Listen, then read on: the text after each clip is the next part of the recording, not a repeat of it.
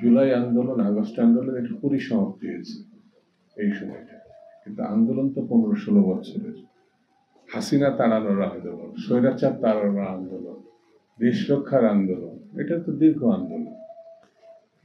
সেই জন্য শুধু জুলাই আগস্টকে যারা আমরা স্মরণ করছি, আমাদের অতীতকে আমরা অস্বীকার করছি। সেই জন্যে জুলাই আগস্টকে আমাদের স্মরণ করব আমাদের মর্যাদার জন্য, আমাদের ঐক্যবদ্ধ জাতি গঠনের জন্য, আমরা দেশকে পুনর্গঠনের জন্য।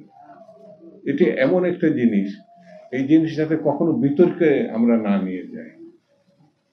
এখানে যারা ছিল সবাই জাতীয় বীর, সবাই রক্ত দিয়েছে জাতিকে মুক্ত করার জন্য।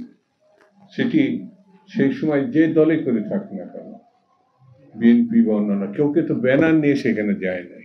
লক্ষ্য করবেন এই জাতীয় আন্দোলনটা কেউ ব্যানার নিয়ে যায় না। এখানে কিশোর, তরুণ, বয়স্ক সবাই কিন্তু লড়াই করেছেন একটা জাতীয় মুক্তির জন্য। সেই জাতীয় মুক্তি আমরা ইতিমধ্যে যেই জায়গায় এনে দাঁড় করিয়েছি, সেই কাজটি কিন্তু এখন আমরা করতে পারিনি। সেই কাজটি করতে হবে। স্বৈরতন্ত্রকে গণতন্ত্রে উত্তরণের জন্য স্বাভাবিক যে পথ, সেটি হচ্ছে নির্বাচন। এই নির্বাচনটা যতক্ষণ পর্যন্ত আমরা না করতে পারবো, ততক্ষণ বুঝতে হবে শহীদদের প্রতি আমরা কিন্তু সেই সমাপ্তির দিকে নিয়ে যেতে পারছি না কাজে।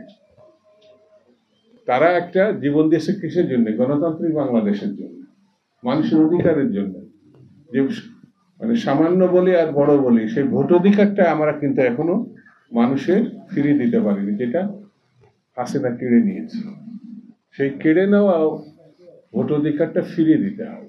ফিরিয়ে দিলে তারা যে পছন্দের প্রার্থীকে বা দলকে, মার্কাকে জিতাবে, তার মধ্য দিয়ে আমরা একটি জাতীয় সরকার গঠন করতে পারবো। সেই সরকার যতক্ষণ পর্যন্ত আমরা করতে না পারবো, ততক্ষণ পর্যন্ত শহীদদের প্রতি যত যত মর্যাদা আমরা দিতে পেরেছি, এটা কিন্তু বলা যাবে না।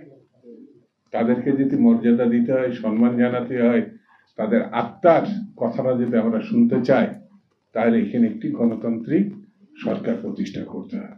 সেই কথাটা কিন্তু আজকের বক্তারা বিভিন্নভাবে বলে আসে।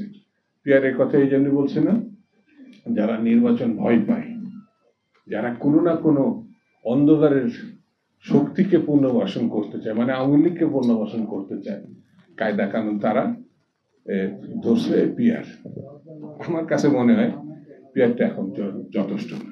যদি কেউ করতেও চায়, তাহলে এই কর্মসূচিটা জাতির সামনে তাদের নিয়ে গিয়ে ভোট করা উচিত।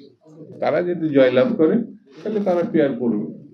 কিন্তু বিএনপির ঘাড়ে চেপে বা অন্য কোনো সরকারের ঘাড়ে চেপে এই দুষ্কর্ম করা ঠিক হবে না। এর প্রতি জাতির কোনো সমর্থন নাই।